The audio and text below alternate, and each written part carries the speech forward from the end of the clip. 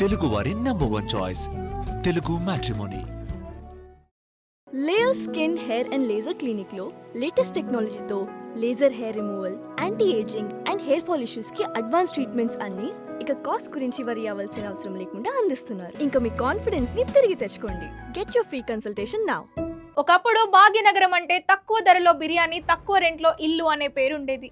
కానీ 2026 నాటికి ఆ పేరు మెల్లగా కనుమరుగైపోయింది.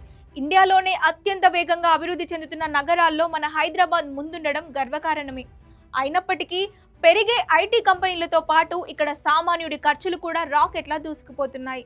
లక్షల్లో జీతాలు తీసుకునే సాఫ్ట్వేర్ ఇంజనీర్ల నుంచి రోజువారీ కూలీల వరకు ఇప్పుడు అందరి నోట వినిపిస్తున్న మాట హైదరాబాద్ కాస్ట్లీ అయిపోయింది.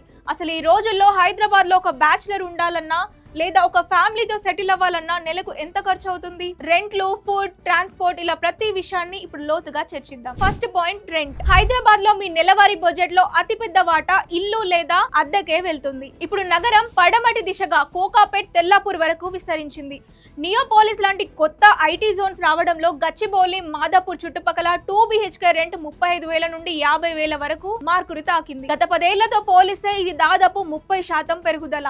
కేవలం ఐటీ ఏరియాలోనే కాదు, మెట్రో కనెక్టివిటీ ఉన్న ఉప్పల్, ఎల్బీ నగర్ వంటి ఏరియాల్లో కూడా డిమాండ్ పెరగడం వల్ల రెంట్లు చుక్కలనంటుతున్నాయి. ఇప్పుడు యజమానులు కేవలం రెంట్నే కాకుండా 6 నుండి 10 నెలల అడ్వాన్స్ ని అడుగుతుండడం మధ్య తరగతికి పెద్ద ఫైనాన్షియల్ షాక్. ఇల్లు దొరకడమే ఒక యుద్ధం లాంటి పరిస్థితి ఇప్పుడు హైదరాబాద్ లో నెలకొంది. రెండవది ఫుడ్. ఇక హైదరాబాద్ సంస్కృతికి నిదర్శనమైన ఫుడ్ విషయానికి వస్తే పరిస్థితి ఆందోళనకరంగా ఉంది. 150 రూపాయలకు దొరికే సింగిల్ బిర్యానీ ధర ఇప్పుడు ట్యాక్స్లతో కలిపి 300 దాటుతోంది. మనకు తెలియకుండానే మనం బిర్యానీ ఇండెక్స్ లో చిక్కుకుపోయాం. వీకెండ్ వస్తే రెస్టారెంట్లకు వెళ్లడం ఒక అలవాటుగా మారింది. కానీ ఆ బిల్లులో 5% GST తో పాటు సర్వీస్ ఛార్జీలు జేబుకు చిల్లు పెడుతున్నాయి. దీనికి తోడు బ్లింకిట్, స్విగ్గీ వంటి 10-minute డెలివరీ యాప్ సౌకర్యాన్ని ఇస్తున్నాయి. కానీ ప్రతి ఆర్డర్ మీద డెలివరీ ఛార్జీలు, ప్లాట్ఫామ్ ఫీజుల రూపంలో నెలకు కనీసం 2,000 అదనపు భారం వేస్తున్నాయి. రైతు బజార్లకు వెళ్లే ఓపిక లేక సూపర్ మార్కెట్లలో కొనే వారికి కిరాణా ఖర్చులే నెలకు 15,000 దాటుతున్నాయి. ఇక మూడవది ట్రాన్స్పోర్టేషన్. ఇక రవాణా విషయానికి వస్తే హైదరాబాద్ ఇప్పుడు ఫ్లైఓవర్ల నగరం అయినా ట్రాఫిక్ సమస్య మాత్రం తీరడం లేదు. సొంత వాహనం ఉంటే పెట్రోల్ మరియు మెయింటెనెన్స్ కోసం నెలకు బైక్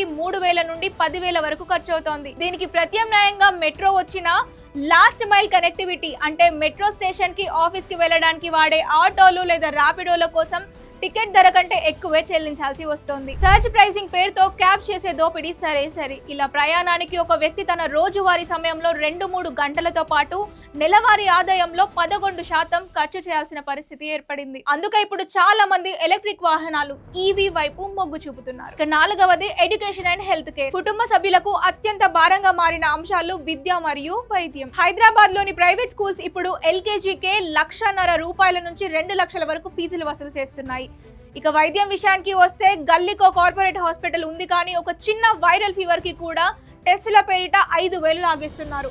ఇన్సూరెన్స్ లేకపోతే ఒక్క మేజర్ సర్జరీ ఒక ఫ్యామిలీ సేవింగ్స్ ని పూర్తిగా తుడిచిపెట్టేస్తోంది. అందుకే 2026లో హైదరాబాద్ లో బ్రతకడం అంటే కేవలం రెంట్ కట్టడమే కాదు, రేపటి చదువుల కోసం, అత్యవసర వైద్యం కోసం ప్రతి నెల భారీగా పొదుపు చేయాల్సిన అనివార్య పరిస్థితి. ఇక ఐదవది లైఫ్ స్టైల్. వినోదం విషయంలో కూడా హైదరాబాద్ కాస్ట్లీ అయిపోయింది. ఒకప్పుడు పార్కులకి వెళ్లే జనం ఇప్పుడు మాల్స్ కి అలవాటు అయిపోయారు. అక్కడ ఒక మూవీ ప్లస్ పాప్కార్న్ కి 1,500 ఖర్చు గ్యారెంటీ. ఇవే కాకుండా మనం గమనించని కొన్ని హిడెన్ కాస్ట్ ఉన్నాయి.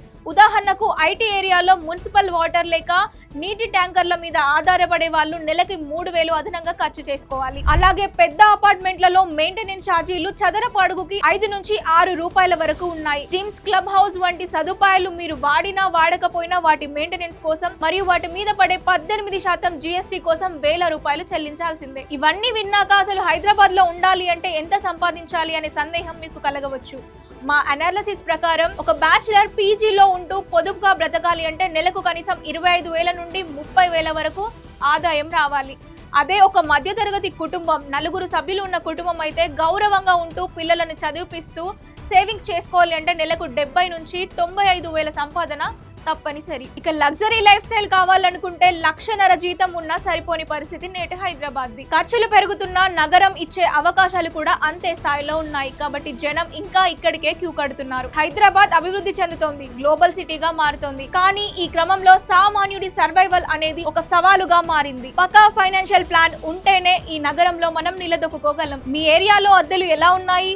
మీరు నెలకు ఎంత ఖర్చు చేస్తున్నారు కింద కమెంట్ సెషన్ లో మాతో పంచుకోండి. ఈ వీడియో మీకు ఉపయోగకరంగా అనిపిస్తే లైక్ చేసి మరికొంతమందికి షేర్ చేయండి. ఇలాంటి మరిన్ని గ్రౌండ్ రిపోర్ట్స్ మరియు సిటీ అప్డేట్స్ కోసం మా ఆదన్ హైదరాబాద్ ఛానల్ ని ఇప్పుడే సబ్స్క్రైబ్ చేసుకోండి.